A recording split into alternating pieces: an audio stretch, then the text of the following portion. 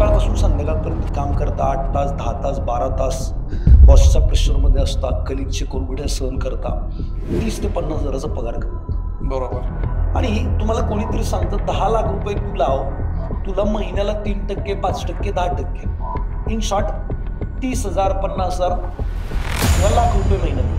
आता 10 लाख रुपये लावून 50,000 रुपये महिना मिळतोय आणि तेच 50,000 कमवायचं म्हणून रात्रंदिवस मेहनत करायला. बरोबर. हा कॉमन सेन्स प्रत्येकाने वापरला पाहिजे की असं कसं असू शकेल. पहिले तर लोक आहे ना हा कॉमन विचारच करायला तयार नाही आहेत की यार 50,000 रुपये अशाच घरी बसले कशी येतील, जे 50 कमायला एवढी मेहनत करायला. आता शेअर मार्केटच्या नावाखाली वेगवेगळ्या खेडेपाड्यामध्ये ना सर स्कॅम चालतात.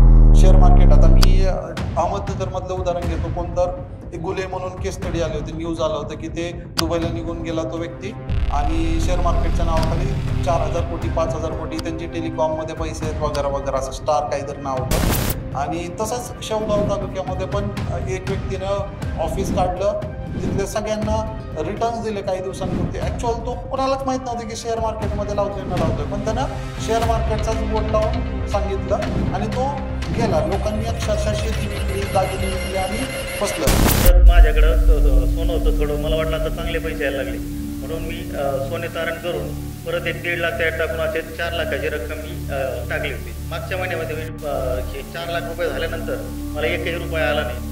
मी हे पळून जाण्याचं रॅकेट चालू झाल्यानंतर मी त्याला ते पैसे मागण्याचा प्रयत्न केला, पण त्याने आम्हाला सगळ्यांना 10 तारीख दिली. ज्या दिवशी तो गेला त्या दिवशी रात्रीच्या 12:30पर्यंत आम्ही त्याला गल्लीतच पाहिलं, बोललो, पण असं जाणून नाही आलं की तो पळून जाईल म्हणून. आणि याच्यात आता 2 महिने 3 महिने दखल पोलीस प्रशासन जर नाही घेतली तर कमीत कमी प्रत्येक गावामध्ये 2, 4, 8, 5 हजार राहणार नाही त्याच्यामध्ये. माझ्या अनुभवात मी एकच सांगेन, मला तरी भारतात एकही अशी जेन्युइन कंपनी सापडली नाही जी 3 ते 5%, 10% देते गॅरंटेड. आणि जरी अशी एक जरी कंपनी असती ना तर भारतात ती सगळी गरिबी संपली असती.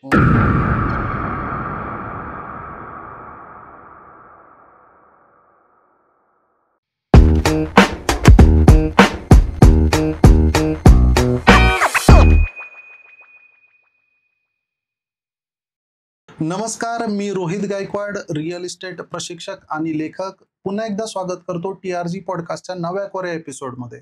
आज आपल्यासोबत आहेत आकाश गुंदावले सर, जे वेल्थ कोच, इन्व्हेस्टमेंट एक्सपर्ट आणि शेअर मार्केट कन्सल्टंट आहेत. सर, मला आपल्यापासून सुरुवात करायचं आहे. आपल्या जर्नीबद्दल ऐकायला मला आवडेल. सगळ्यात पहिले तर थँक्यू व्हेरी मच मला इकडं बोलवलं आणि सर्वांना नमस्कार. जर्नीबद्दल सांगायचं तर मी बीड जिल्ह्यातून बिलॉंग करतो. माझे आई वडील एक छोटंसं गाव आहे बेलखंडी पाटोदा नावाचं, तिथून बिलॉंग करतात. आमच्या तिकडे दुष्काळी भाग असल्यामुळे सर्रासपणे ऊसतोड कामगारांचा जिल्हा म्हणून पाहिलं जातं आणि माझे आई वडील सुद्धा ऊसतोड कामगारच होते. ओके. तर आई वडिलांनी रत्नप्पा सहकारी साखर कारखाना इचलकरंजी, कोल्हापूर इकडे ऊसतोडणी कामगार होते. पुढे बरेचसे काही अपडाऊन्स आहेत. वडिलांना बरंचसं कर्ज झालं आणि त्यानंतर वडिलांनी संन्यास घेतला. बापरे. माझे वडील आता लास्ट 1-1.5 वर्षापूर्वी वारले, संन्यासी म्हणून वारले. ते काही परत गृहस्थाश्रमात आले नाहीत. ओके. कर्ज झालं, पे करू शकत नव्हते आणि मग ते गेले. त्याच्यानंतर मी 10वीला होतो, बहीण 6वीला होती आणि भाऊ 1लीला होता, अशी ती परिस्थिती. आणि मग आईने मला टेलर काम शिकायला पाठवलं की कपडे म्हणजे काहीतरी पुढे शिक्षण घेणं तर शक्यच नव्हतं. आणि मग टेलर काम शिकलो. आमच्यावरती बरंचसं कर्ज होतं, तर कर्ज मागणारी लोक येऊन वेडवाकडं बोलणं किंवा असे बरेचसे प्रकार घडत होते. आणि मग कुठंतरी ते डोक्यात होतं की नाही यार, ह्यांच्या तोंडावरती आपल्याला पैसे मारायचे, पैसे कमवायचे. मग कसे कमवायचे, बरेचसे इश्यूज असतात. बरोबर. मग मला कोणीतरी सांगितलं की बुवा तुला जर इंग्लिश आलं तर तुला BPO ला जॉब मिळेल, बिझनेस प्रोसेस आउटसोर्सिंग कॉल सेंटरला 12-15 हजाराची नोकरी मिळेल. 12-15 हजार मोठी रक्कम होती. बरोबर. मग माझ्या आयुष्यातला टर्निंग पॉईंट इथंच होतं की मग मरता क्या नाही करता मग स्पोकन इंग्लिश शिकण्यासाठी क्लासेस शोधले.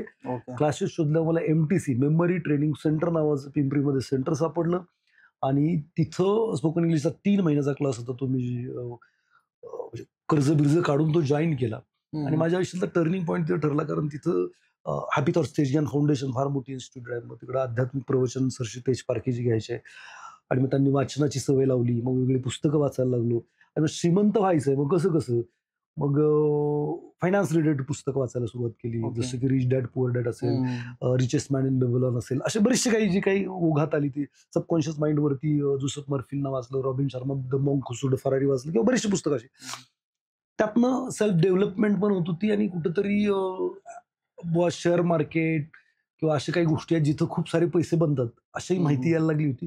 आणि मग त्याच्या रिलेटेड कोर्सेस करायला सुरुवात केली. अशी ही जर्नी बरीच मोठी आहे. म्हणजे शेअर मार्केट हे तुम्ही शोधत आलात, ठरवून शोधत. असं नाहीये. ठरवून वगैरे नाही. कुठेतरी बातम्या वाचत होतो, कुठेतरी काहीतरी हे होत होतं की यार शेअर मार्केट काहीतरी भानगड आहे. सेन्सेक्स पडला, सेन्सेक्स वाढला आणि इकडं खूप लोक श्रीमंत होतात. बरंचसं काय ऐकलेलं होतं, IQ माहिती जी काय असते ते. बरोबर. आता जसं आपण ऑफ कॅमेरा बोलत होतो, साधारण तुम्ही म्हटले 2002 पासून तुम्ही या माझं industry डिमॅट माझं 2002च आहे. ओके. सो एवढ्या वेळ एखाद्या इंडस्ट्रीत थांबणं हे खूप कौतुकास्पद आहे. हम्म. तर तुम्हाला असं काय अट्रॅक्ट केलं या इंडस्ट्रीमध्ये, किंवा असं काय तुम्ही अचीव्ह केलं जिथे तुम्हाला हा कम्फर्ट मिळाला आणि तुम्ही आता लोकांना ट्रेन करताय, ऍज अ मेंटर म्हणून तुमचा रोल आहे. तर त्याबद्दल सांगा, कारण बरीच लोक कन्फ्युज स्टेटमध्ये आहेत. म्हणजे एखादा व्हिडिओ येतो त्यामध्ये पॉझिटिव्ह बोललं जातं, त्याच्या पुढचा व्हिडिओ येतो निगेटिव्ह बोलतं. लोकांनी करायचं काय, म्हणजे त्यांना तेच कळत नाही की कोण बरोबर कोण चूक. कारण दोन्ही आपल्या आपल्या लेवलला क्रेडिबल व्यक्ती आहेत, जे काही व्हिडिओ इन्फ्लुएन्सर म्हणूया किंवा फायनान्स एक्सपर्ट म्हणूया. तर तुम्हाला अशा कुठल्या 2-3 गोष्टी आहेत ज्याच्यामुळं इथं स्टेबल वाटलं, किंवा तुम्हाला कॉन्फिडन्स आला की बाबा याच्यामध्ये खरंच पैसा आहे जेन्युइन आणि हे आपण कंटिन्यू केलं पाहिजे? बघा, मी सगळ्यात पहिला कोर्स केला होता पुणे स्टॉक एक्सचेंजला. ओके. 2-3 हजार रुपये त्याची फी होती.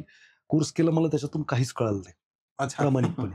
पण मला कोणीतरी म्युच्युअल फंड बद्दल सांगितलं आणि 2002 नंतर एक अप रॅली चालू झालेली होती आणि मग त्याच्यामध्ये मी म्युच्युअल फंड मध्ये 500 रुपयांनी पैसे गुंतवत होतो. ओके. आणि मग ते फार चांगले पैसे वाढत होते. मग नक्की हे काय आहे? मग हे कसे काय स्टॉक शोधतात? म्युच्युअल फंड सर्रासपणे वाढतच होते. आणि मग कुठेतरी ते अट्रॅक्शन होतं की नाही, फंड मॅनेजरला येऊ शकतं, म्हणजे एकाला येऊ शकतं तर कोणाला पण येऊ शकतं. हे सर्शीने मला सांगितलं होतं. सर्शींचं वाक्य होतं की दुनिया में अगर कोई एक इंसान कोई चीज कर सकता है तो हर कोई कर सकता है. बरोबर. मग मला तो एक ठाम विश्वास होता आणि मग मी अजून डीपली ते शिकायला सुरुवात केली. मग कुठं फ्युचर ऑप्शन असा पण प्रकार लाईफमध्ये केला, त्याच्यामध्ये बरेचसे लॉसेस केले, बरंचसं काही अपडाऊन जे जनरल जर्नी असते म्हणजे ती सगळी झाली. आणि मग इन्व्हेस्टिंग याच्यावरती ठाम झालो की नाही, इन्व्हेस्टिंग, चांगले स्टॉक अनालिसिस प्रॉपर जर केलं, फंडामेंटल टेक्निकल जर थोडंसं बघितलं तर आपल्याला मल्टी बॅगर मिळू शकतात. आणि जसं जसं ते इन्व्हेस्टमेंट करत गेलो तसे त्याचे पैसे वाढत गेले. म्युच्युअल फंड पॅरलली करतच होतो. परत अजून एक याच्यामध्ये तुमच्यासारखं, आता मी बघायचं तुम्हाला डिस्टर्ब नाही केलं, पण ऑफ कॅमेरा बोलतो, सगळ्यात महत्वाची गोष्ट, लहानपणापासून एक प्रोग्रामिंग होती माझी. काय प्रोग्रामिंग होती की घरात जेव्हा चर्चा व्हायची की फलाना श्रीमंत आहे, तर का, तर त्याच्याकडे प्रॉपर्टी आहे. आता वासरात लंगडी गाय शानी, मी एकटाच स्टॉक मार्केटमध्ये होतो. माझे मित्र, नातेवाईक कोणीच इकडे नव्हतं. आणि मोठ्या लोकांशी काही अशी परिचय नव्हता की जे स्टॉक मार्केट करतात. स्टॉक मार्केटमध्ये पैसे वाढले, मग कुठंतरी ते काढायचे, कुठंतरी गुंठावर जागा घे किंवा कुठंतरी गावाकडं काहीतरी घे, असे ते प्रकार मी पण केला. म्हणजे कन्फर्म होतच नव्हतं की यार, भीती वाटायची हर्षद मेहतासारखं काही झालं तर. बरोबर. म्हणजे तुम्हाला जरी सगळं काही वाटत असलं, येत असलं, तरी पण कोणीतरी 4 लोक बरोबर तुमच्याबरोबर बोलणारी असतील ना, तरच माणूस कम्फर्टेबल असतो. सगळेच जर निगेटिव्ह बोलणार असेल, इव्हन माझी आई स्वतः मला हमेशा बुडशील बाबा, म्हणजे काहीतरी असं होईल, मग कुठेतरी भीती वाटतेच ना, कोणीच पॉझिटिव्ह बोलत नाही. मग मी खूप सारे पैसे काढून अदर व्यवसायांमध्ये टाकले, खूप साऱ्या गोष्टी केल्या. आज वाटतं या ठिकाणी आल्यानंतर की तेव्हा जर ते नसतं केलं तर 100-200 कोटी सहज बनवू शकतो. बरोबर. मित्रांनो, आज आपण जे टॉपिक निवडलेला आहे, सर ओपनली बोलताय, तुम्हाला लक्षात आलं असेल, तर dark side of share market याच्यावर आम्ही मनसोक्त गप्पा मारणार आहे. त्यामुळं याचा कुठेही ऍज अ डिस्क्लेमर मी सांगतो की आम्हाला डिमोटिवेट करायचं नाहीये लोकांना, ज्यामुळे की बाबा स्टॉक मार्केट वर्सेस दुसरी इंडस्ट्री किंवा स्टॉक मार्केट का करू नये, असं काही नाहीये. उद्देश एवढाच आहे की एक ट्रू नॉलेज, जो एक्सपिरियन्स आहे तो तुमच्यापर्यंत पोहोचवा आणि त्यातून तुम्ही फक्त अलर्ट असलं पाहिजे, अवेअर असलं पाहिजे, जेणेकरून तुमची कुठे फसगत होऊ नये. हा एक प्रामाणिक उद्देश आहे. सर, मी बऱ्याच वेळेस ऐकतो की इनसाइडर ट्रेडिंग करतात किंवा डब्बा ट्रेडिंग असतं. हा काय प्रकार आहे? म्हणजे हे कोण करतं आणि कशामुळे करतात? रोहितजी, प्रश्नाचं उत्तर देण्या अगोदर एक गोष्ट सांगतो. माझ्या स्टाफकडे इकडनं प्रश्न आले. म्हणजे हे जे तुमचे प्रश्न होते, तर ऑडियन्सला मला हेच सांगायचंय मित्रांनो, खूप छान प्रश्न होते. म्हणजे असं माझ्या स्टाफचं म्हणणं होतं की जायला पाहिजे का नको, आपण शेअर मार्केट प्रमोट करतो किंवा शेअर मार्केटमध्ये इन्व्हेस्टमेंट करायला लोकांना प्रोत्साहित करतो, आणि तो सगळ्याच निगेटिव्ह किंवा डार्क साईड प्रश्न आहेत. तर मी म्हटलं हे खूप छान प्रश्न आहेत. ह्याच गोष्टी जर समाजापर्यंत प्रॉपर वेनी गेल्या, बरोबर. आज मी इथं काही शेअर मार्केट प्रमोट करायला चालू नाही, मी तर ऍक्च्युली ती डार्क साईड किंवा खरोखर लोक कुठं फसतात किंवा काय प्रॉब्लेम्स असतात हेच मला फ्रंटमध्ये आणायचं होतं. आणि हे मला अगोदर काही नाही सुचलं, याच्याबद्दल मला खंत वाटते. सो तुमच्या या प्रयत्नाचं मी सगळ्यात पहिलं तर कौतुक करतो रोहित सर. आणि तुमच्या प्रश्नाचं उत्तर, इनसाइड ट्रेडिंग म्हणजे काय भानगड असतं, की साधं सोपं काय, की कंपनी असते, कंपनीला एखादी ऑर्डर मिळणार आहे किंवा कंपनीला या क्वार्टरमध्ये चांगला प्रॉफिट होणार आहे किंवा वॉटेव्हर जे काय बेनिफिशियल गोष्टी आहेत किंवा नुकसानदायक गोष्टी आहेत, ह्या अगोदर प्रमोटरला माहित होतात किंवा त्याचा जो सीए आहे त्याला माहिती होतात किंवा जी लोक आहेत एम्प्लॉई आहेत त्यांना माहिती होतात. आता या लोकांना ह्या माहिती झालेल्या गोष्टी हे काय करतात, सर्टन लोकांना पोहोचवतात किंवा म्हणजे कोण असू शकतात, न्यूजवाले किंवा न्यूजवाल्यांना पण शेवटी माहिती होतं. असं म्हणूयात की मला माहिती, मी प्रमोटर, मला ऑर्डर मिळणार आहे. मग मी माझ्या मित्राला, नातेवाईकाला, कोणाला तरी किंवा माझा कोणी ब्रोकर असेल त्याच्यापर्यंत इन्फॉर्मेशन पोहोचवतो, हा माल उचल, एवढं असं होऊ शकतंय, ही न्यूज येणार आहे, असं प्रॉबिलिटी आहे. मग हे इनसाइड आतमध्ये केलं जातं आणि मग ती न्यूज समजा आता मला कळाली, मग अजून 4-2 लोकांना कळाली, त्यांनी अजून 4-2 लोकांना सांगितली, त्याच्यानंतर मग मीडियामध्ये येणार आणि सगळ्यात शेवटी तिचा सगळा चोथा झाल्यानंतर ती पब्लिकमध्ये येणार, ज्यावेळी त्याचं सगळं जे काही निचोड आहे प्राइस मध्ये आलेला आहे, आणि मग त्याच्यानंतर ही लोक विकणार आणि मग सामान्य जनता इथं फसणार. असं बरेचसे मग याच्यावर काही बंधनं नाहीयेत का, किंवा हे थांबवता येऊ शकत नाही का? खूप सारी बंधनं security exchange board of India, SEBI, आणण्याचा प्रयत्न करतं. खूप सारे प्रयत्न त्यांचे पण चालू आहेत, पण पर्याय नाही, लू फॉल्स असतातच आणि त्याला कोणीही काही करू शकत नाही. आता कोण अलाउ करतं बा, अमेरिकेमध्ये हे चालत नाही. अमेरिकेमध्ये जर असं कोणी केलं तर कोण पण असेल डायरेक्ट बारच्या मागे असतो. ओके. भारतामध्ये अजून तरी तशी परिस्थिती नाहीये आणि मग काही होऊ शकतं. इनसाइड ट्रेडिंग मध्ये समजा फंड मॅनेजर आहे, म्युच्युअल फंडचा काही मोठा स्टेक घेणार आहे, ती बाहेर बातमी त्यांनी मित्राला, नातेवाईकाला सांगितली, आता ही कोण लक्ष ठेवणार, किती ठेवणार, कसं करणार? हा, सेबीने आहे अक्षरशः जे म्युच्युअल फंड मॅनेजर असतात ते काय बोलतात, कोणाशी बोलतात, त्यांना कंपल्सरी रेकॉर्डर बरोबर ठेवायला लागतो आणि ते ऐकत असतात. म्हणजे इव्हन बायकोशी बोलायचं म्हणलं तर रेकॉर्डर बरोबर आहे, अर्थात मार्केट आवर्स मध्ये, ऑनवर्ड नाही. बट एवढं लक्ष देऊन सुद्धा इनसाइड ट्रेडिंग ज्याला म्हणतो आपण, इंटरनल न्यूज फ्लॅश होतात आणि त्याच्या माध्यमातून हे सगळं होतं. सर, मी ऐकलं की मार्केट यार्ड परिसरामध्ये काही लोक असतात जे या रूल्सला फॉलो नाही करत, त्यांचं स्वतःच एक दुनिया आहे शेअर मार्केटची, जिथं कॅश आणली जाते, कोणी त्याच्यावर पैसे लावतात आणि परत आठवड्याला त्यांचा ट्रेडिंग त्यालाच म्हणतात. तर मग हे कसं ऑपरेट होतं, हे रेग्युलेट म्हणजे रेग्युलेट नाहीच आहे. माझ्यासारख्या साध्या व्यक्तीला जर हे समजू शकतं तर अर्थात सेबीला किंवा पोलिसांना माहिती असेल. बघा, कंप्लेंट झाली, चोरी झाली आणि कंप्लेंटच नाही झाली तर चोरी नाही झाली असंच समजायचं. अच्छा, माहित असून शांत बसायचं. काय करू शकतो, माझ्याकडे जोपर्यंत पोलिसांकडे कंप्लेंट येणार नाही तोपर्यंत तुम्ही भलेही काय केलेलं आहे, तुमच्या विरुद्ध कोणीच काय करत नाहीये, तर काय करणार आहे कोण? बरोबर. सगळ्यांना माहिती आहे डब्बा ट्रेडिंग आहे, सगळी दुनियादारी आहे, रेग्युलेट नाहीये, तरी पण करतात. सामान्य माणसांनी अशा गोष्टीच्या नादी लागू नये, साधं सोपं. आता मी म्हणतो की मला माहिती आहे इनसाइड ट्रेडिंग होतं, मग माझ्याकडे इन्फॉर्मेशन येतं, तर याचं साधं सोपं उत्तर आहे नाही. बरं, मी टीव्ही ऐकतो का, टीव्ही बघतो का? अजिबात नाही.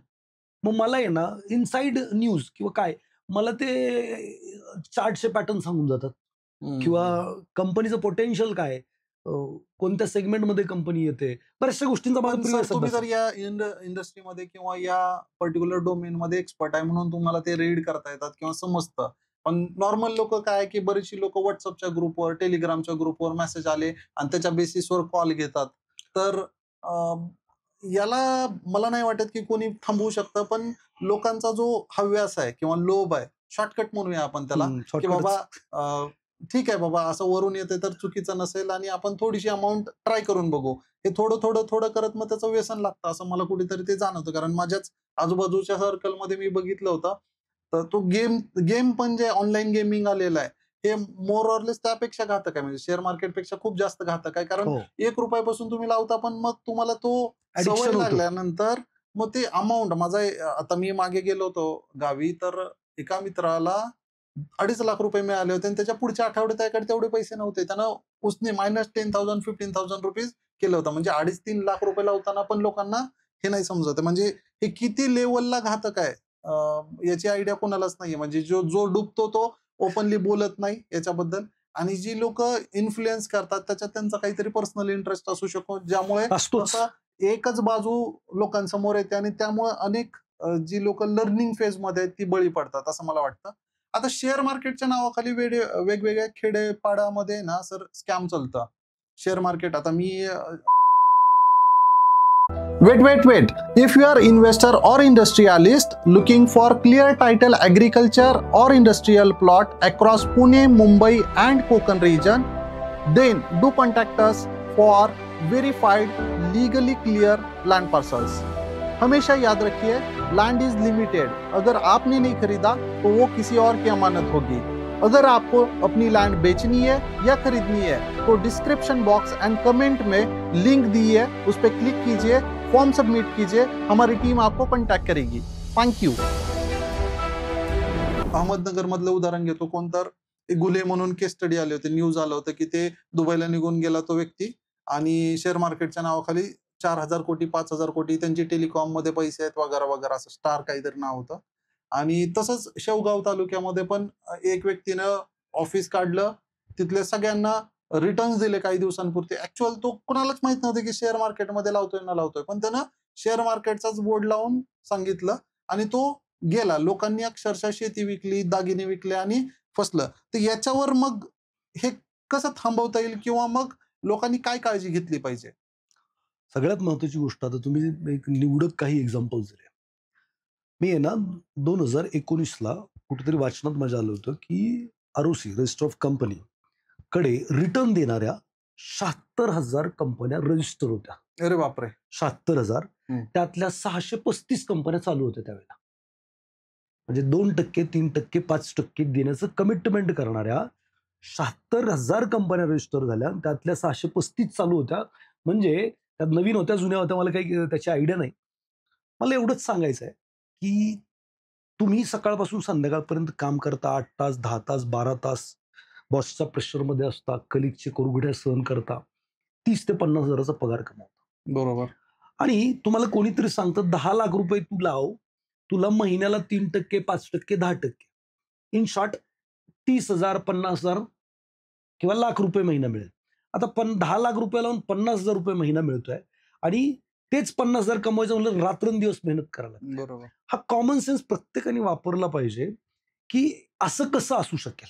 पहिले तर लोक आहे ना हा कॉमन विचारच करायला तयार नाहीयेत की यार 50,000 रुपये अशाच घरी बसले कशी येतील, जे 50 कमायला एवढी मेहनत करायला लागते.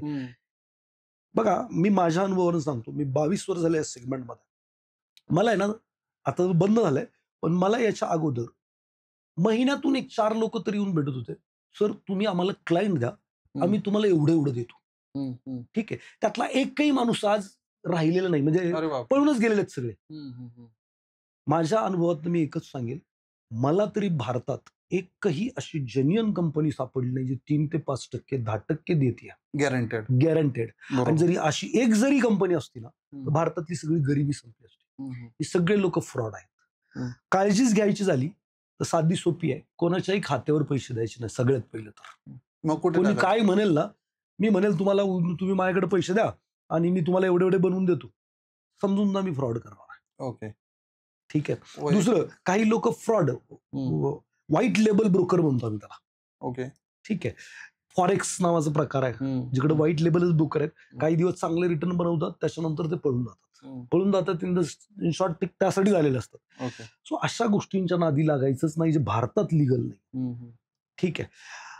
ह्या थोडेसे प्रिकॉशन्स घेतले, कोणाच्या खात्यावर पैसे नाही दिले, तो काय करतो तुम्हाला काय माहिती आहे? बरोबर. तो बुडतोय नाही बुडतोय, तो कुठे स्वतःची वेल्थ निर्माण करून निघून जाणार तुम्हाला काहीच माहित नाही. बरं, आजपर्यंत ज्या फसवणूक झाल्या त्याच्यामध्ये जर शोधलं तर तुमचे जवळचेच लोक होते ज्यांच्या विश्वासार्हतेवर तुम्ही पैसे टाकले. बहीण होती, भाऊ होता, जवळचा नातेवाईक होता, मित्र होता, की जो फसवणार नाही तुम्हाला याची शाश्वती होती.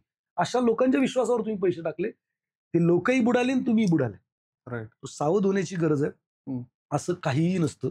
की 3%, 5%, 10% शाश्वत मिळू शकतात. जर असं शाश्वत काय असतं तर आम्ही इकडे येऊन बसलो नसतो. ओके. बरोबर आहे. सर आपल्या 20-22 वर्षाच्या कारकिर्दीत असं काही एखादा स्कॅम आठवतंय का, की जे तुम्हाला आयडेंटिफाय झाला होता? हम्म. तुम्ही थांबू नाही शकले किंवा हे पण तुम्ही त्याला ओळखलं होतं. असं काही एक्झाम्पल देता येईल? खूप सारे फॉरेक्स वाले तर मी आहे ना सर, माझ्याकडं क्लास 1 अधिकारी आले होते ओके, मागच्या नोव्हेंबर 2023ला.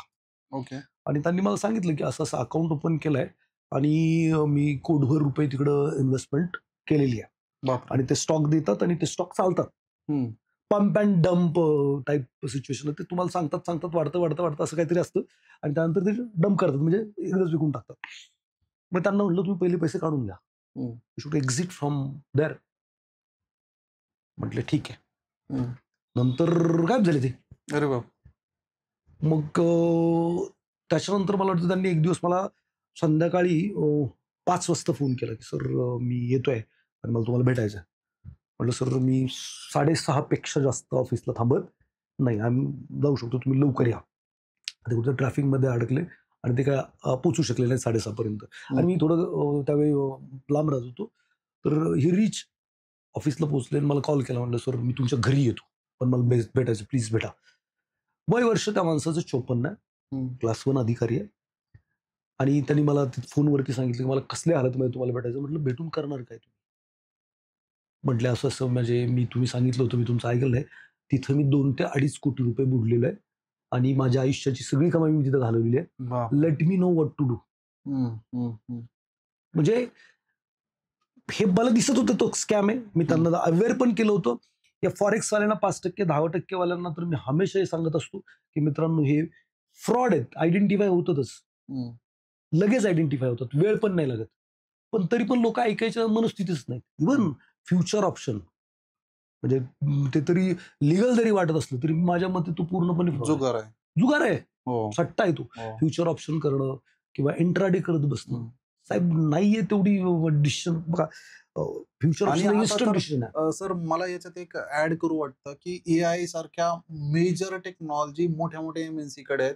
ते सेकंदाच्या काही फ्रॅक्शन्स मध्ये गेम बदलू शकतात. हो, हो. म्हणजे हे तुम्ही जे स्वतःला हुशार समजता किंवा हे आपली चुकीचा गैरसमज आहे असं मी हो, समजू हो. शकतो. कारण ही जी पॉवर आहे ना त्यांच्याकडे एका सेकंदाच्या 10व्या पार्टला शेअर बदलायचे. तुमच्यापर्यंत तो जो कॅन्डल स्टिक दिसेपर्यंत तर गेम बदललेला असेल. याच्या रिलेटेडच विचारायचं सर, सगळ्याला माहिती आहे की हे इलिगल आहे. जसं आपण बोललो की लोक पैसे गुंतवतात किंवा त्यांच्या अपेक्षा ह्या इरॅशनल आहेत किंवा अनरिअलिस्टिक आहेत. मग याला मॅनिप्युलेट कसं करतात? प्रत्येक वेळेस आता बघा याचाच मी एक एक्झाम्पल घेतो. Network marketing. प्रत्येकाला माहिती आहे की 2 जोडा तिथं जा, टाळ्या वाजवा, चीअरअप करा, हे दाखवणार मी 2 वर्षात एवढं केलं, 2-4 लोक गाडी दाखवणार, हे करणार, सगळे सूट-बुटात असणार. सोबत हा गेम वर्षानुवर्ष म्हणजे माझ्या लहानपणापासून मी हे बघत आलो. मी पार्ट ऑफ 6-7 स्कॅम होतो असं समजा तुम्ही. आणि मी स्वतःची एक MLM काढली होती त्याच्यानंतर हां. समजून.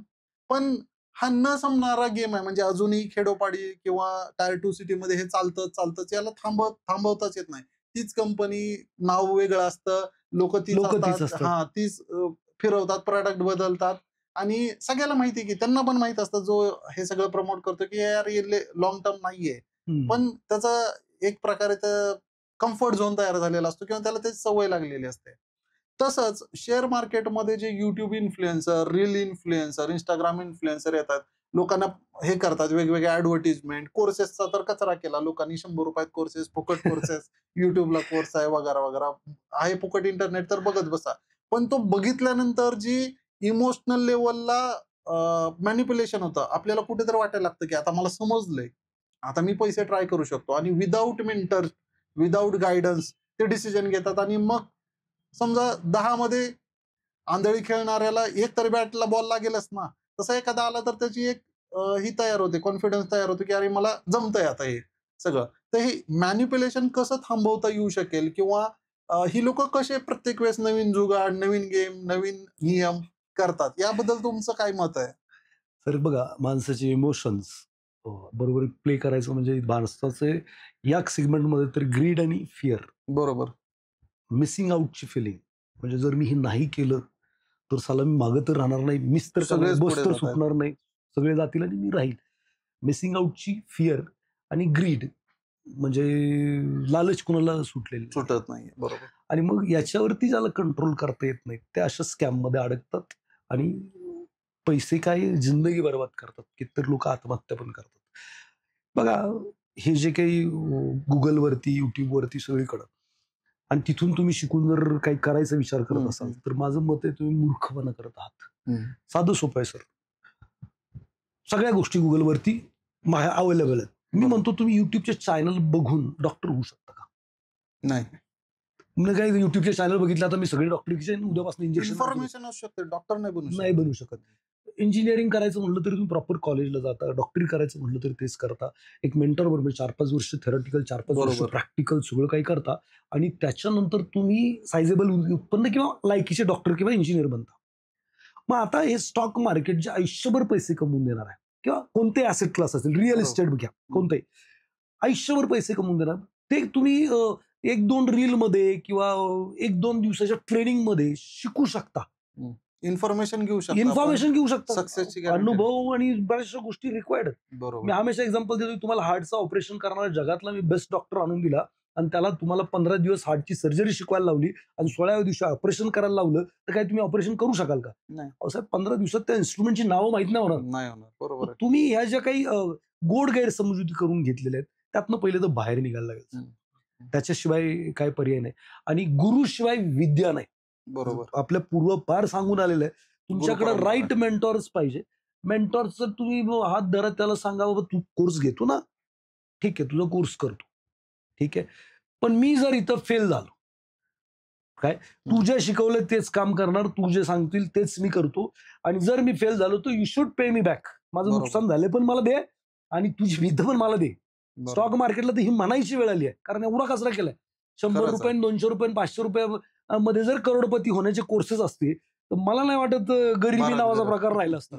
सो हे एक गुरु प्रॉपर निवडा आणि त्याच्या माध्यमातून करा. युट्यूब वाले कॉलर नाही पकडू शकत. बरोबर.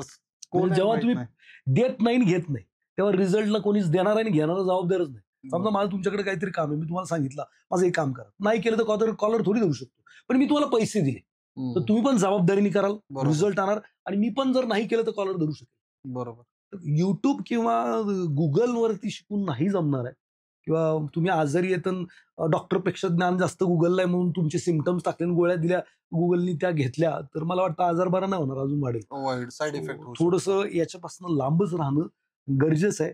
यंगस्टर याच्या मागे खूप पळतोय. मला असं वाटतं की ते इन्स्टंट मनीच्या चक्करमध्ये फार टेन्शन आहे सर फार ट्रेस आहे. म्हणजे इंट्राडे करणं फ्युचर ऑप्शन करणं इन्स्टंट डिसिजन्स घ्यायला लागतात आणि रॅशनल थिंकिंग नाही होत. मग मी म्हणतो दारूचं व्यसन चांगलं सिगारेट सगळ्याचं चांगलं पण शेअर मार्केटचं व्यसन किंवा इंट्राडे फ्युचर ऑप्शनचं व्यसन हे सगळ्यात डेंजर व्यसनांपैकी एक आहे. इकडे म्हणजे वेड होतो माणूस. शनिवार रविवार जर तुमच्याकडे म्हणजे मार्केट बंद असेल ना अस्वस्थ होऊन जातो हा पूर्णपणे. याचं बायकोकडे लक्ष नाही याचं पोरांकडे लक्ष नाही याचं जेवण्याकडे लक्ष नाही सर. करतो कशाला एवढं असमाधान देऊन जर ठीक आहे पैसे कमवतो असं म्हणूया कमवत तर नाही पण कमवतात एवढं असमाधान देऊन करायला कोणी सांगितलं काय थोडे कमी कमव रे. बरोबर. चुकीत जगशील स्ट्रेस टेन्शन तर राहणार नाही. बरोबर. जेवताना पण ते मार्केटच चालू आहे. ऑफिसमध्ये काम आहे त्याच्याकडे लक्ष नाहीये. व्हॉट आर यू डुईंग यार वाय आर यू डुईंग. बरोबर. करतोय का याच्यापासून जर अलिप्तच राहणं गरजेचं आहे. सर जसं आपण बघितलं की शेअर मार्केट हा सेबी रेग्युलेटेड इंडस्ट्री असं समजू.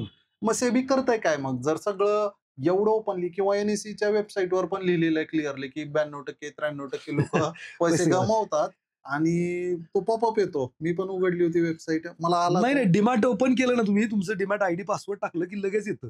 बरोबर. कन्फर्म केल्याशिवाय ते आतमध्ये जातच नाही. मग हे सेबीचं आता काय असं तुम्हाला माहित असलेली योजना किंवा प्लॅनिंग आहे स्ट्रॅटर्जी आहे की जेणेकरून कमीत कमी मॅन्युप्युलेशन किंवा फ्रॉड स्कॅम कमी करता येतील असं काही नवीन आणता येते टेक्नॉलॉजी किंवा असे काही नियम वगैरे. खूप काही म्हणजे आता समजा मीच युट्यूबवरती बोलतो. मी असं म्हणा की मी युट्यूबवर इन्फ्लुएन्सर आहे. बर. मला पण काय बोलायचं काय नाही सेबी ठरवत. ओके. सेबीनी गाईडलाईन दिल्या. सेबीनी सांगितलं कोणत्याही स्टॉकचं नाव घ्यायचं नाही, तू लाईव्ह मार्केटमध्ये तर काय बोलायचंच नाही. म्हणजे खूप सारे रिस्ट्रिक्शन आलेले आहेत. पण ते फॉलो होतात का रिअल लाईफ मध्ये? नाही, जे नाही करणार त्यांच्यावरती ऍक्शन घेणार सेबी. बरं, सेबी करताय का? खूप काय करतंय. तुम्हाला ऍडव्हर्टिजमेंट प्रचंड मोठ्या प्रमाणावर चालू केले आहेत की कोणाच्या टिप्सवरती इन्व्हेस्टमेंट करू नका, सगळं जाच पडताळणी करा, हे करा. बच्चन साहेब बोलतच असतात. खूप साऱ्या गोष्टी सेबी करते. मग आता तेवढं सगळं सांगूनही तुमच्या जर डोक्यात शिरत नसेल तर मग कोणच काय लोक करणार? नालायक नाहीयेत फसवणारी, तुम्ही नालायक आहात. तुम्हाला इन्स्टंट मनी पाहिजे आणि बुक संपत नाही. हा, मग एवढं सगळं सांगता. बरं, मी आता तुम्ही मला इथं बोलवलं, मी एवढं सांगतोय किंवा माझ्या कुठल्याही पॉडकास्टमध्ये जाऊन तुम्ही बघा, मी लोकांना हेच सांगतो की तुम्ही अशा गोष्टींच्या नादी लागू. बरं, नाही जमत आहे ना, सोपं काम करा, पॅसिव्ह इन्व्हेस्टर बना. सगळ्यात best passive investment mutual fund आहे. तिकडे जाऊन इन्व्हेस्टमेंट करायला शिका, इंडेक्स फंडला पैसे टाका. आणि नाही तर एक राईट मेंटॉर पकडा, त्याच्याकडनं शिका. इव्हन रिअल इस्टेट करायचं, तुम्हाला कोणताही असेट क्लास करायचा, you should have right mentor, ज्यांनी काहीतरी दिवा लावलाय. बरोबर, एक्सपिरियन्स तो तुम्हाला वापरायला अर्थात. मिळतो. आणि ज्यांनी दिवा लावलाय त्याच्याबरोबर जर राहाल तर त्याच्या दिव्याच्या प्रकाशात तुमची पण ग्रोथ होईल. बरोबर. ज्यांनी दिवाच नाही लावला त्याच्या अंधारात जाऊन तुम्ही अजून अंधारातच जाणार आहे. तो कोर्स मधून आता मी तर हे बघितलं ना, आता थोडस ऑफ टॉपिक जातोय, पण जी लोक कोर्सेस विकतात ना, त्यांचंच काही Loss झालेलं असतं. मेजर इन्कम हे कोर्स विकून येतं स्टॉक मधून किंवा याच्यातून येताना मी Exactly. बघितलं ना. म्हणजे मी ऑफ विचारतो ना त्यावेळेस, तर त्यांचं मेजॉरिटी जे ब्रेड अँड बटर म्हणतो ते कोर्स विकून स्टॉक मधून येत नाही. आता मला आणखी एक यालाच रिलिव्हंट आहे, जी लोक आता समजा लर्निंग फेज मध्ये आहेत, नवीन एंट्री घेत आहेत किंवा त्यांना कुठून तरी रेफरन्स मिळाला, त्यांनी ठरवलं कोर्स केले, पण असं आपण नाही म्हणू शकत ना सर की सगळीच जे कोर्सेस आहेत ते सक्सेसची गॅरंटी घेतील किंवा तुम्ही ज्या पद्धतीने म्हणताय मनी बॅक गॅरंटी, तर हे सगळीच लोक तयार होतील असं नाहीये. कारण मग बऱ्याच लोकांची उपजीविका त्याच्यावर चालते. म्हणजे they नाही, मी don't म्हणतो care दुसऱ्याचं about- लाईफ बरबाद करून कसली उपयोगिता चालवत आहे, कशासाठी चालवत आहे? मला एक सांगा, जर तुम्ही जे सांगताय त्याच्यातनं त्याचं भलंच नाही होणार आहे आणि तुम्ही त्याची चार्ज घेताय, तर तुम्ही त्याचं आयुष्य बरबाद करताय. दुसरं काहीतरी काम शोधा आणि ते करा. का तुम्हाला उपजीविका चालवायची त्याच्यावरती? जर तुम्ही जे सांगताय त्याच्यातनं त्याचं भलंच नाही होणार आहे तर करता कशासाठी? कारण बरेच लोक मी ज्यांच्यासोबत इंटरॅक्शन केलं त्यांचं म्हणणं असतं की तो तिकडे काय करेल, तो माझं ऐकेलच वगैरे, याची गॅरंटी नाही, तर सक्सेसची गॅरंटी कशी घ्यायची वगैरे. हे बरोबर आहे, पण हे बघा कसं असतं माहितीये का, रिस्क काय, तर 2 बोट आहेत, ठीक आहे, एकीला होल पडलेला आहे आणि एकीला होल पडलेलं नाही, ठीक आहे, आणि तुम्हाला या तीरावरून पलीकडच्या तीराला वरती जायचंय, नदीच्या पाणी आहे भरपूर. आता कोणत्या बोटमध्ये बसणं रिस्क आहे? एकीला होल पडलंय आणि एक चांगली बोट आहे, कोणत्या बोटमध्ये बसणं रिस्क आहे? रिस्क ज्याला होल आहे त्याच्यामध्ये बसणार रिस्क सर, आहे. ज्याला होल आहे त्याच्यात बसणं सर्टन्टी आहे, ती बुडणारच आहे याची गॅरंटी आहे. रिस्क म्हणजे काय की माहित नाही काय होणार, don't know what will happen, it's called risk. इथं माहित आहे ना होल आहे, बुडणार आहे हे माहित आहे, मग बसलं तर सर्टन्टी आहे. फक्त ती कधी बुडणार याची गॅरंटी म्हणजे टाइम सांगू शकत हा, ती बुडणारच आहे, तुम्ही पलीकडे पोहोचणारच नाहीये, ठीक आहे. दुसरी बोट आहे, आता ती 99% सर्टन्टी की पलीकडे पोहोचेल, 1% तिथं रिस्क आहे, माहित नाही 1% काय होणार आहे. बरोबर. सेम थिंग तुम्ही कुठल्याही फील्डमध्ये जा. मला वडापावची गाडी टाकली सर, मला त्यातलं काय माहित नाही, मसाला कसा बनवायचा, काय कसं बनवायचं, सर्टन्टी आहे सर धंदा बंद होणार आहे. If I don't know anything about that, तर सर्टन्टी आहे, रिस्क कुठं आहे? माहित आहे मला येतच नाही तर काहीच होणार नाही. स्टॉक मार्केटमध्ये जे काही तुम्ही सांगताय, मग मी काय म्हणतो, साधं सोपं फंडामेंटल टेक्निकल सगळं बघितलं, तुमचं 10 रुपये जात आहेत, रिस्क तेवढी आहे आणि मिळताना 30 रुपये मिळतात, 50 रुपये मिळतात, ठीक आहे.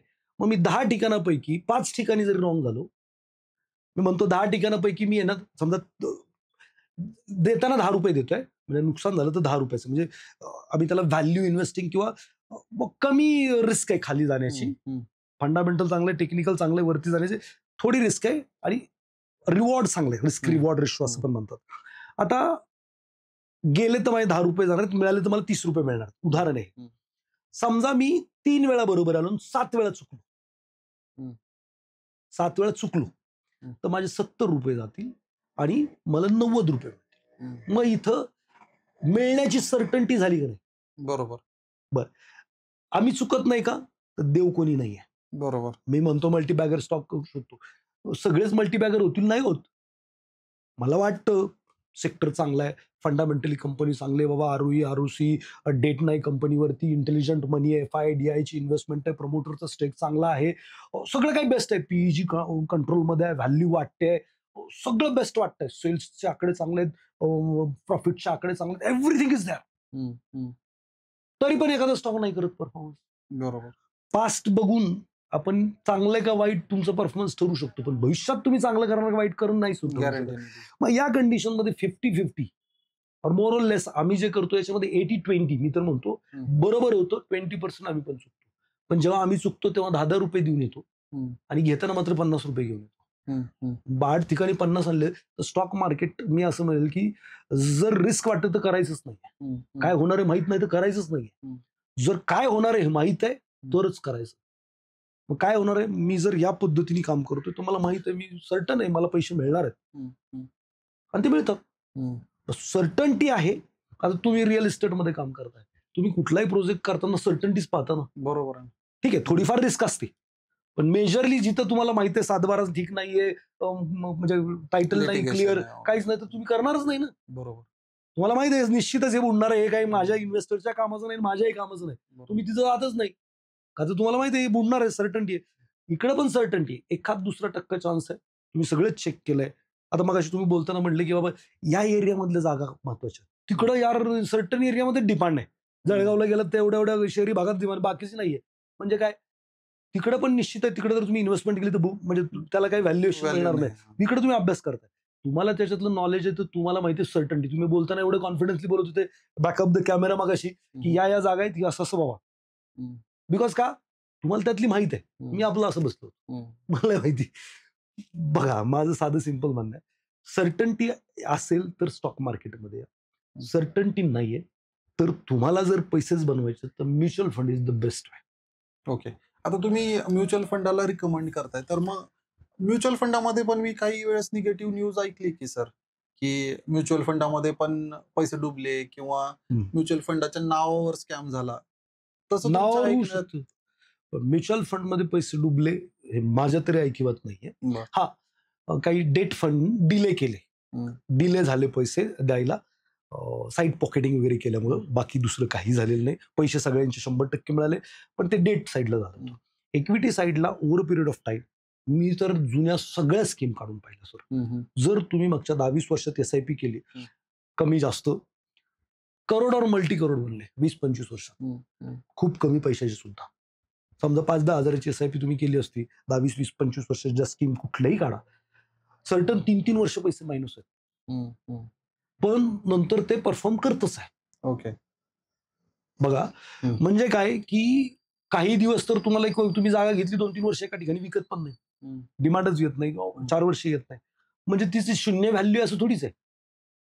कोणी घेत नाही याचा अर्थ तुम्ही जी प्राइस घेतली आहे त्याच्या खाली मागताय म्हणून कोणी तुम्ही विकत नाही आहात, म्हणजे डाऊन साईडच आहे. तिकडे पण सेम थिंग इकडे पण असतंय, फक्त इकडं दिसतंय आणि रिअल इस्टेटला वगैरे दिसत नाही.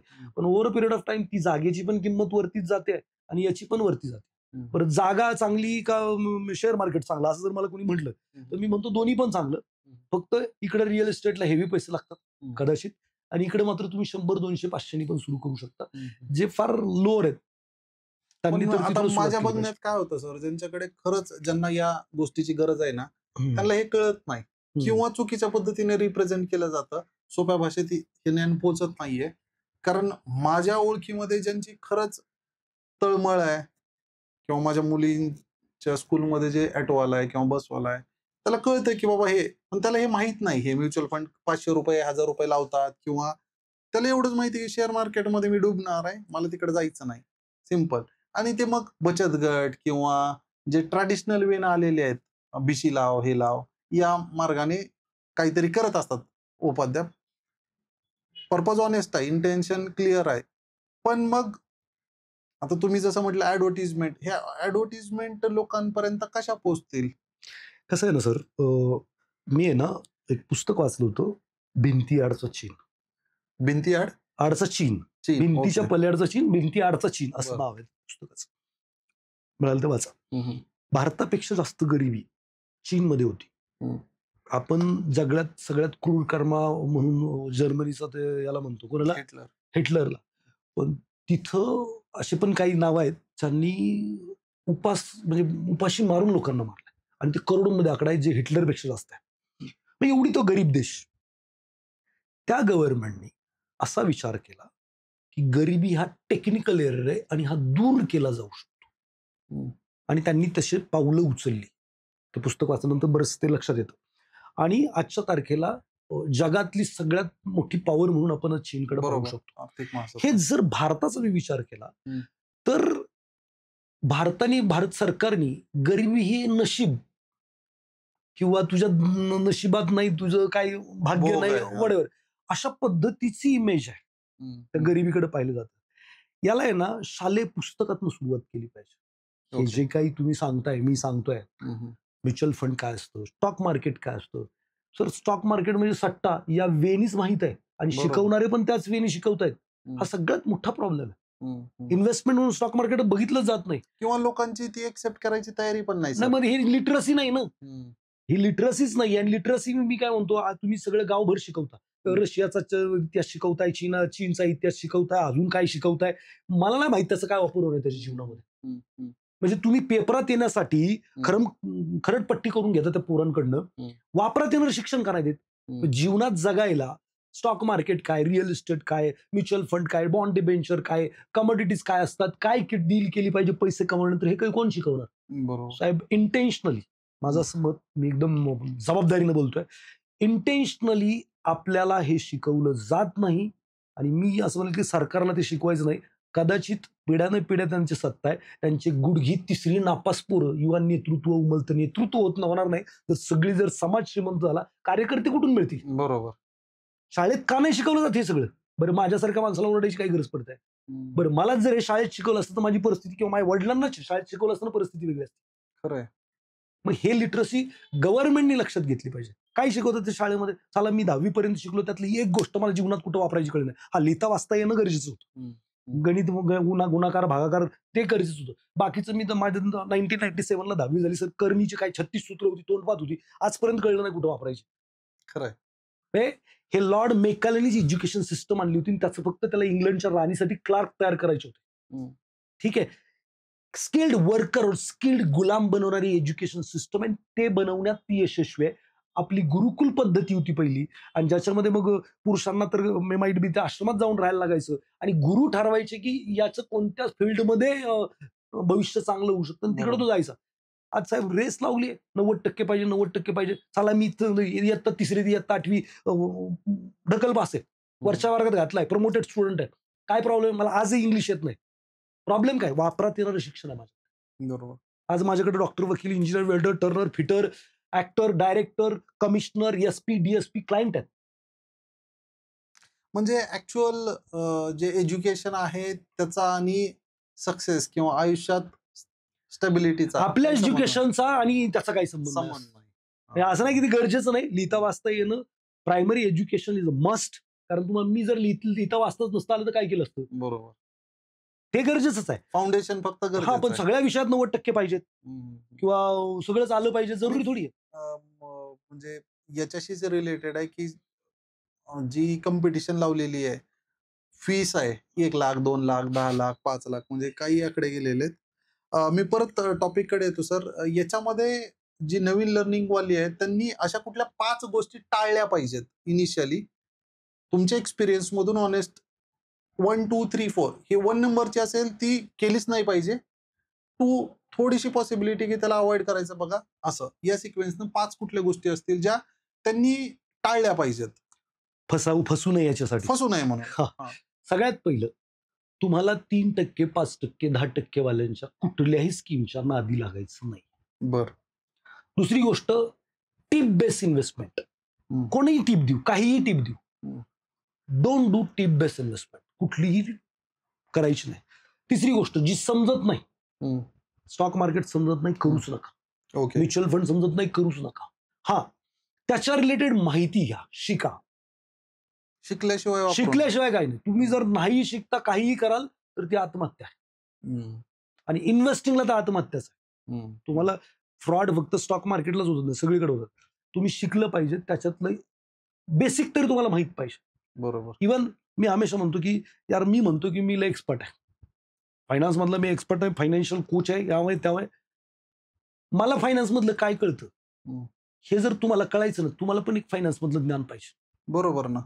मी किती पाण्यात आहे हे तुम्हाला असंच नाही ना कळणार. बरोबर. पण तुम्ही असे जे काही सो कॉल्ड माझ्यासारखे और कोणी अजून, मी माझ्यावरतीच जास्त घेतो. याचं कारण काय की बाबा जागे व्हा, येऊ नका, गरज नाही मला तुमची, मी जगतोय, प्रॉपर आहे. पण मला एक म्हणायचं की माझ्यासारखं कोण पण येतं, तुम्हाला काय पण सांगतं, मी किती पाण्याचं एकदा चेक करा की, मग ते चेक करण्याचं थोडं शिका की. मी म्हणतोय काहीतरी, मी यावं मी त्यावं, खरंच मला काय येतं हे तुम्हाला शिकल्याशिवाय नाही कळणार. तुम्ही रिअल इस्टेटमध्ये काय, मला पण थोडं रिअल इस्टेट माहिती घेतल्यानंतरच कळेल की यार ह्या माणसाला डीप नॉलेज आहे, हा माणूस मला खरंच मला पहिल्या तीरावरती नेऊ शकतो, मला जिथं पोहोचायचं तिथे नेऊ शकतो.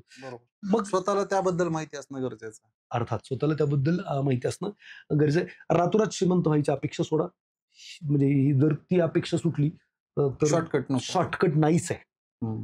शॉर्टकट वापरायचा प्रयत्न कराल तर मराल. आणि सगळ्यात महत्वाचं मी म्हणेल, काय करायचं नाही ते सांगितलं.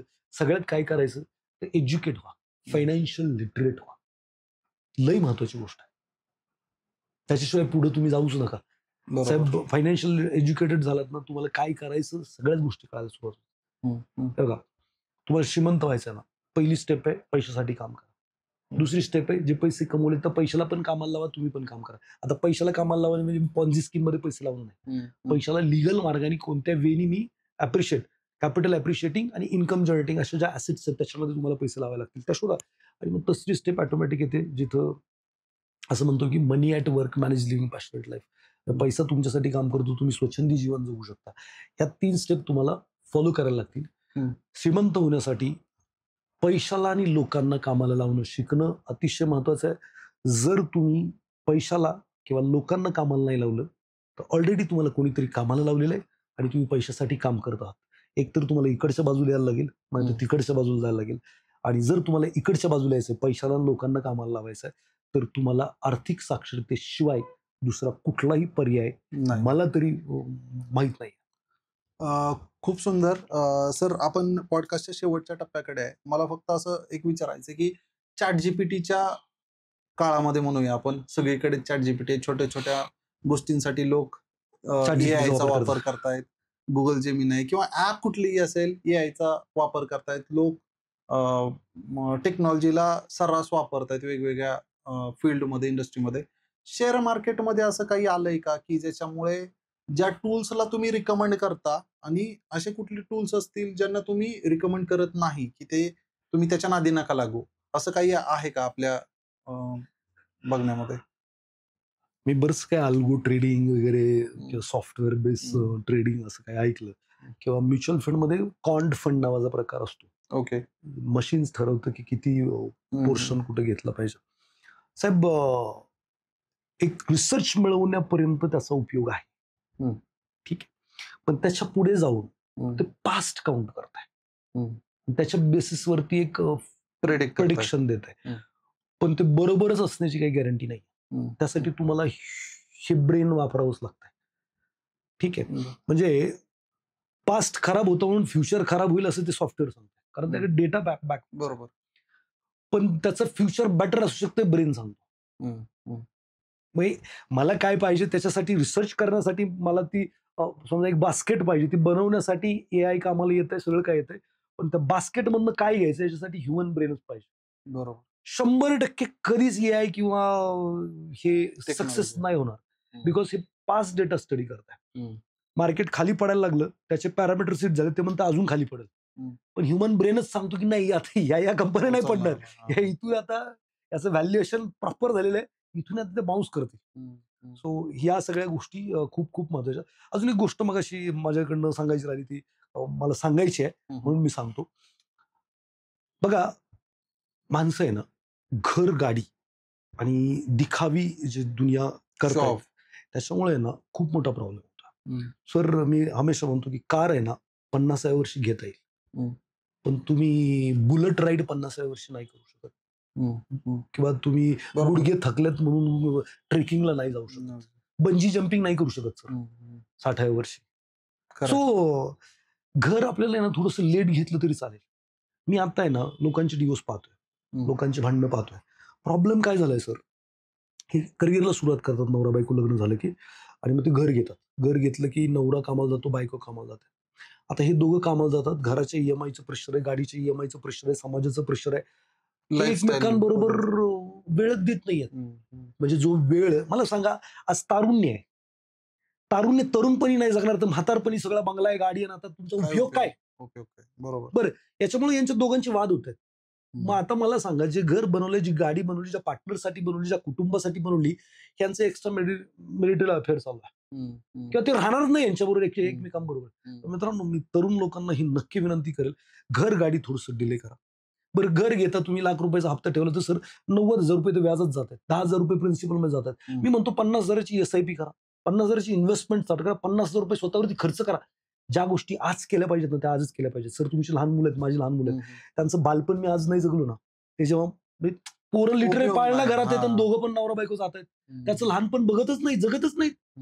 यार मला सांगा, तुमच्याकडे लय पैसे असतील, पोरगं मोठं झालं, त्याच्या दुनियेत ते गेलेलं असेल, तुमची किती इच्छा असेल ना त्यावर वेळ घालवायची, त्यावेळी घालू नाही शकत. आता थोडंसं ना लईच लोकांनी शोपच्या भागं लागलेले आहेत, मोठी गाडी, मोठं घर, मोठे मोठे गॅजेट घ्यायचं. मित्रांनो, ते थोडे अवॉइड करा आणि आयुष्य जगण्याचा प्रयत्न करा. काही फरक नाही पडत भाड्याने राहिल्यातून, काय प्लॅनिंग करा ना प्रॉपरली. बरोबर. बरं, तुम्ही म्हटलं मग अशी मला ते पण ऍड करायचंय की लग्न घर असल्याशिवाय होत नाही. तर बरोबर. मी आहे ना या सोसायटीला तुमच्या माध्यमातून विनंती करू इच्छितो, मित्रांनो, पोरगी देत आहे ना त्याचा आहे ना सिबिल स्कोर बघा आणि त्याची इन्व्हेस्टमेंट बघा.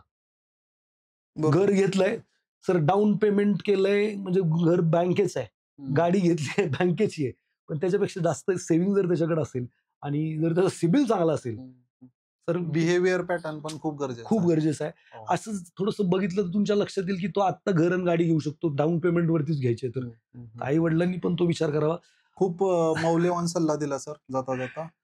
प्रेक्षकांना मी विनंती करतो, तुमच्या काही प्रतिक्रिया असतील, तुमचे काही प्रश्न असतील तर आम्हाला नक्की कळवा, कमेंटमध्ये लिहू शकता.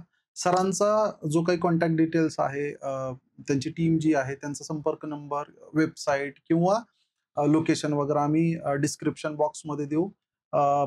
जर तुमच्याकडून चांगला प्रतिसाद मिळाला तर सरांना आम्ही पुन्हा एकदा विनंती करू पार्ट 2 साठी. असंच बघत राहा, प्रेम करत राहा, सबस्क्राईब करा, शेअर करा, लाईक करा. थँक्यू. धन्यवाद.